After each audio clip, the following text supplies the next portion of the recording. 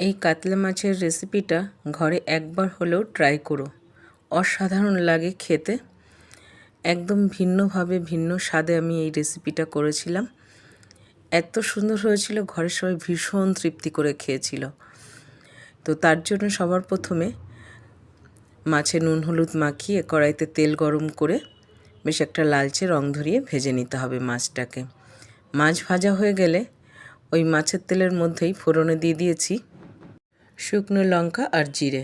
ফোড়ন থেকে সুন্দর একটা গন্ধ বেরোলে তার মধ্যে দিয়ে দিয়েছি আলু, নুন আর একটা মশলা করে রেখেছিলাম পেঁয়াজ আর টমেটো আর শুকনো লঙ্কার দিয়ে খুব ভালো করে আলুর সঙ্গে কষিয়ে নিয়েছি।